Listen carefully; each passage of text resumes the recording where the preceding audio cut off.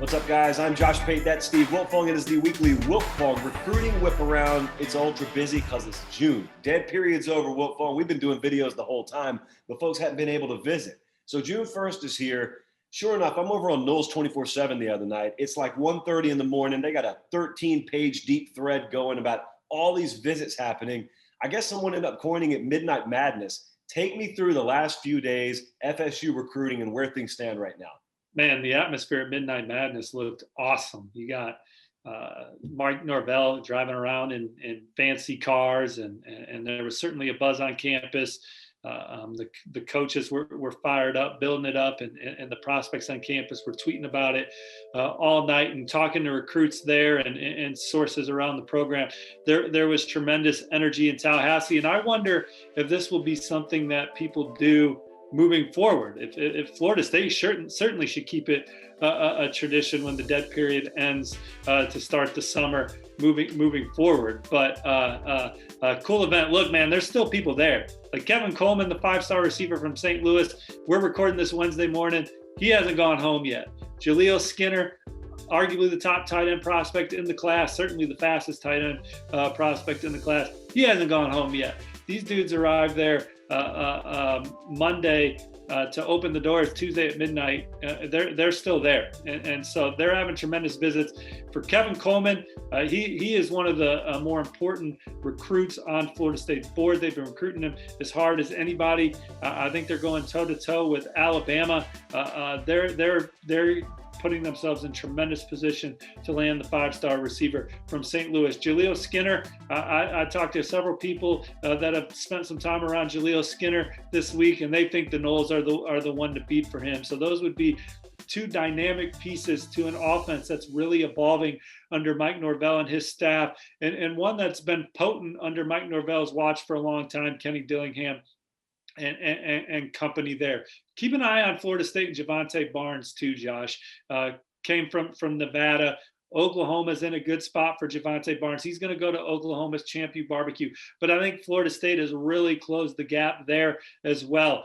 All of Florida State's commits, and this is the number 10 recruiting class in the country right now, Josh. It's tops in the ACC. We talked recently, do they have the staying power to knock off Clemson and stay at number 1 and continue to climb in the rankings? I think this event certainly helps their chances. And then the next big one in 2022, Josh, I know you're about to start smiling, is the Notre Dame game, the last game of week 1.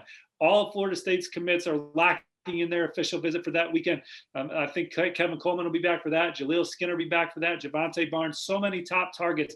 Could you imagine if Florida State can knock off the Irish at night, Monday night of Labor Day weekend, to get this thing off and really rolling on Memorial Day weekend, and maybe put the finishing touches on some of these blue chippers over Labor Day weekend? I don't even know if they have to beat the Irish, if they keep it close, if they are actually a fun team to watch. Florida State has been so painful to watch with the penalties and the errors that they cause on themselves. The Virginia Tech game a couple years ago, brutal. But if they can just play Notre Dame well, but could you imagine if they win? They got dudes on dudes coming to that game, and one person predicted if Florida State can beat the Irish top 5 class. Yeah, there's your week 1 preview from Steve Wiltfong. Look at these goosebumps. It's not just because the AC kicked on either. Hey, I don't want to neglect Miami, okay? Far be it for us to neglect Miami. So let's go down to Coral Gables, and I want you to tell me like I'm 5 years old and I know not what's going on. Tell me about what's going on with Miami right now.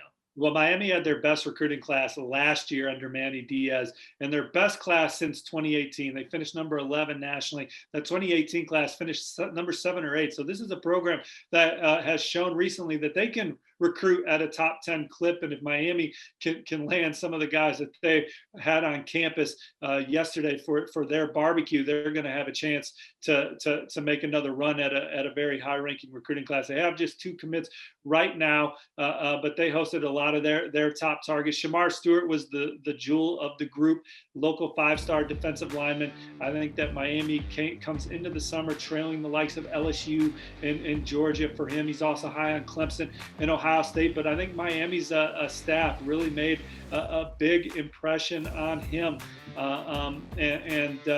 They really put themselves in the mix. Shamar's seeing guys from the area that are going to be pivotal guys on Miami's defense, and getting a chance to click with the staff while eating some Mama Lucy's barbecue, I think really moved the needle there. Kamari Rogers is really clicking with players on Miami's team right now. Jake Garcia has kind of taken him under his wing, their true freshman quarterback from California. Kamari Rogers is a top 247 corner from Mississippi. And I love where Miami stands. I think he loves the scheme, the way they're going to use him. And I think he's really connecting with the guys in their locker room as much as any place, including Ole Miss and Mississippi State, where he's known guys there for years. So Miami's in terrific position there.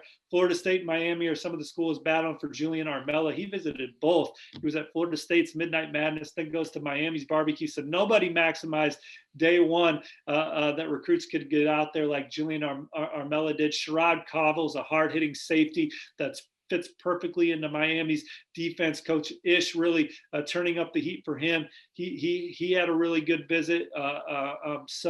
Nigelette Kelly is a guy that I think Miami's really making up ground for, arguably the top pass rusher in the state. So those are some of the guys I want to mention from the Miami barbecue. And Coach DeMarcus Van Dyke deserves some love on Miami staff.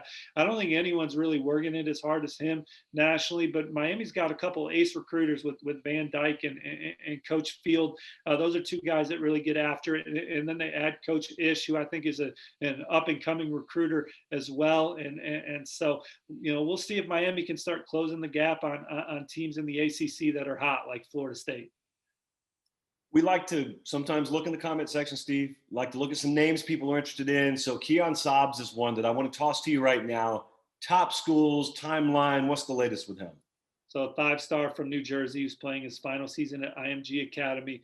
He's that safety linebacker hybrid that's coming so popular these days. 6'3", 200 pounds. Had a chance to attend his first practice at IMG with my colleague Andrew Ivins and Bud Elliott. And thought he was magnificent on day one down there at IMG with the versatility he's going to bring to a defense. He put out his top 6 yesterday. It had Penn State, where he's going to officially visit this weekend. It had Clemson, where he's going to take an unofficial for their big retreat next weekend. And Clemson's going to make a run at some point. He's got Georgia the 3rd weekend of June. He's got Texas A&M the last weekend of June. They're trying to get an official scheduled with LSU. And then Oregon, led by Mario Cristobal. They have the #1 class in the Pac-12. Again, Josh, they're looking for a 4th straight #1 Pac-12 class. Mario Cristobal leading the charge there. Probably a long shot, but just wanted to emphasize how hard Mario Cristobal recruits everybody on the board.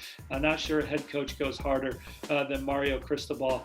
So they're in the mix there. But the two schools I'm really keeping a major eye on for Keon are Clemson and Georgia. I think those two are in the best position going into the visits. Coach Brent Venables is one of the hardest working defensive coordinator recruiters in the country. He's done a terrific job with that family. And Clemson's probably been the one to beat for a while, but I think Georgia's closing fast.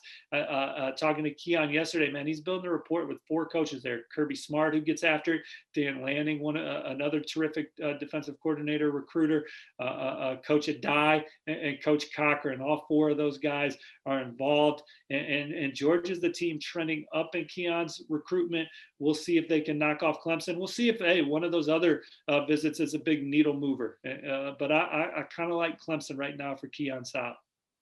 Money, as always. Steve Wiltfong, keep it locked on 247sports.com for all the latest. Steve and I will see you next week.